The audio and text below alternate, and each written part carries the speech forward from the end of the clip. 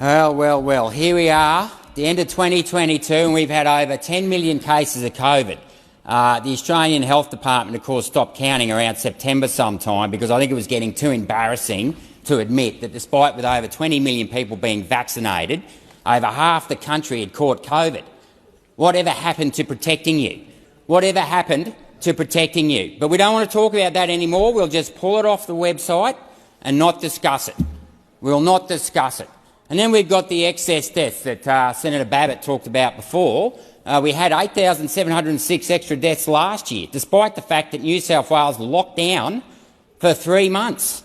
So in theory, the deaths should have been lower, like they were in 2020. But let's not count 2021 in the ABS figures, or sorry, 2020 they're not counting. Let's pretend nothing happened there.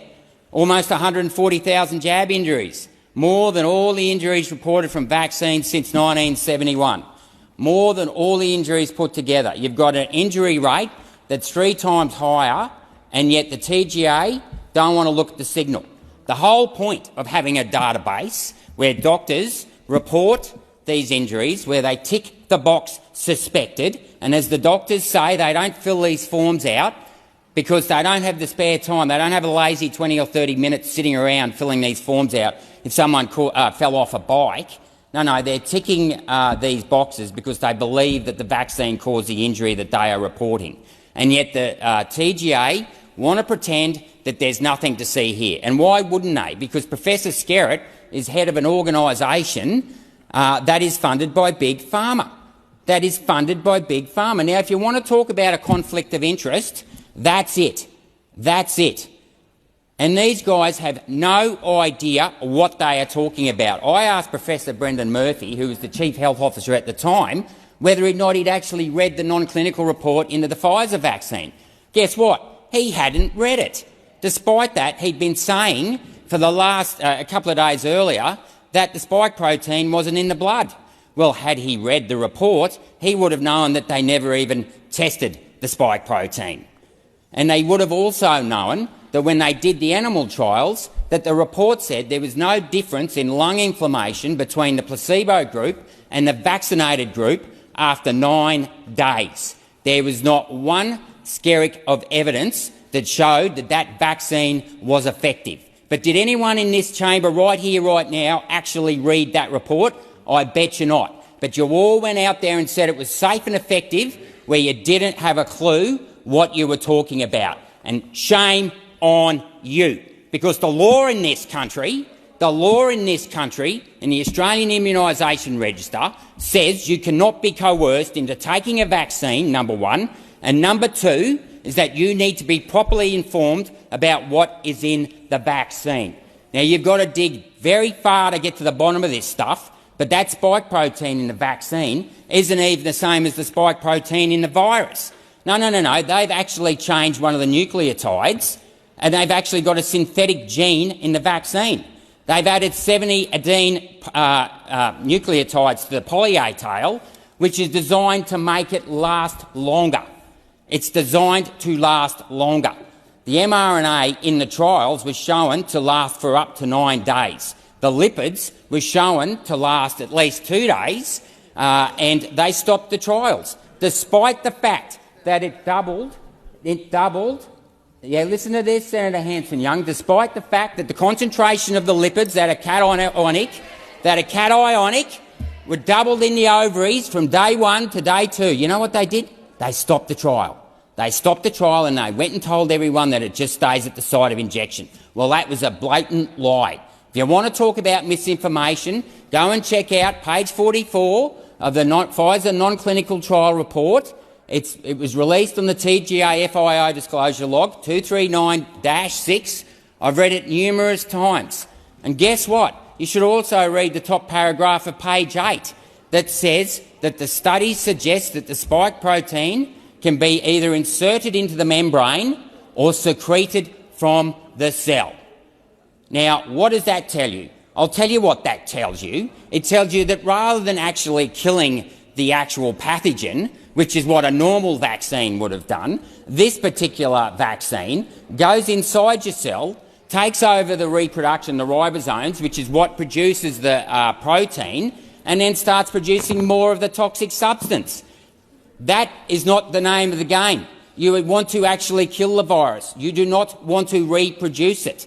And of course, Brendan Murphy, the Chief Health Officer, claims that there's nothing to worry about. He never read the document. And then we've got Professor Kelly. Of course, he came out and made the bold statement that it stops transmission. Well, he was lying, because the FDA came out in December 20 and said that there was no evidence that the vaccine stopped transmission. And when I pressed him on it, there's no trials to show that there's any IgA in the mucosal system. Okay, you don't have to take my word for it. Go and speak to Robert Clancy, Australia's foremost immunologist and vaccinologist. Okay, he's retired. You can trust this guy. He's not on the take from Big Pharma or the big universities that aren't actually interested in research. They're just interested in lining their own pockets. And then, of course, we've got the vaccine injury scheme, which is just a joke. And today and last night and day after day for the last 15 months, I get contacted by people who have had their lives destroyed by this vaccine, a vaccine that the government said was safe and effective. And if that isn't bad enough, that these people, and I'm looking at you people in this chamber here today, didn't read the documents, that took over someone else's body because it suited your narrative, your command and control narrative, you showed no humanity. No humanity. There are people out there that have not only injured, they have lost their jobs and they cannot get medical support to help them. There are husbands and wives of injured couples who've had to quit their jobs to stay home and look after those people who are being injured, are in incredible amount of pain. And the fact that you're interjecting Senator Hanson-Young just goes to show the type of person you are. How dare you come into this chamber? How dare you come into this chamber and start mocking the vaccine injured? Senator Waters, your point of order. Senator Rennick, please sit down. Order. Senator Waters. Point of order, reflecting on another senator as well as being odious and tedious. Not the second part. Senator Rennick, just withdraw it to the extent that you made an adverse inference. Well, the fact that the Greens party can sit in that corner over there and mock and laugh the vaccine injured. These people aren't anti-vaxxers. They believed what the government told them, as I did when I first came to this place. But I can tell you what, it's nothing but a cesspit of lies in this place. But the fact that the Greens party think that they can just sit there and mock the injured. These people believed in the government. You want to talk about trust and transparency? Oh, yep, there's Senator Walters again mocking, going, come on. Maybe you should pick up the phone. Maybe you people should pick up the phone and talk to some of these people who have been injured. And then we go to the basis, the substance of this Act, the Fair Work Act. This is a public health issue. The idea that businesses in this country can be responsible for the transmission of an airborne virus is just as absurd as the billions of dollars that are getting wasted on the idea of some tiny trace gas in the atmosphere can control that. I mean, we are living in the land of the unicorn farmers and the intellectual pygmies who have just chasing the impossible dream like Sancho Panza chasing the windmills. It is absurd. And yet we stand here today, almost 3 years after the virus broke out in China or whatever, and we have still got this ridiculous mandates in so many places, in particular in the private industry, which is what this amendment will address, and they are still being coerced into getting a vaccine. I've literally just had 3 messages in the last hour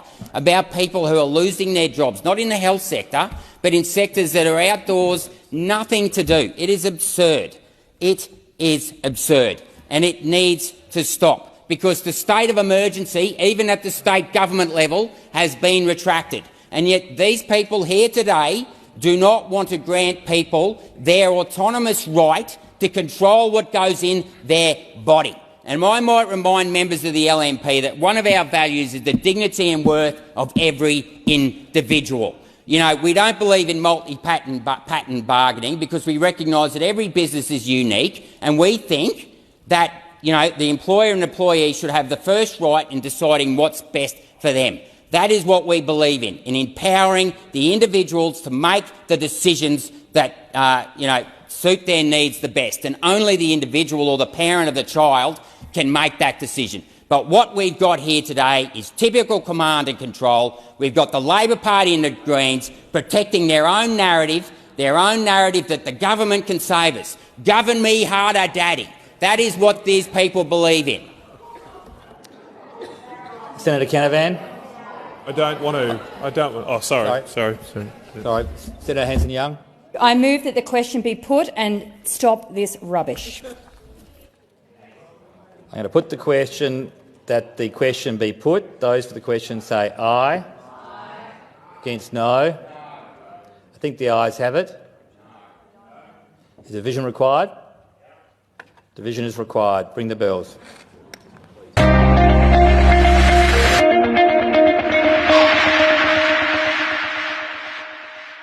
Authorised G. Rennick, LNP Chermside.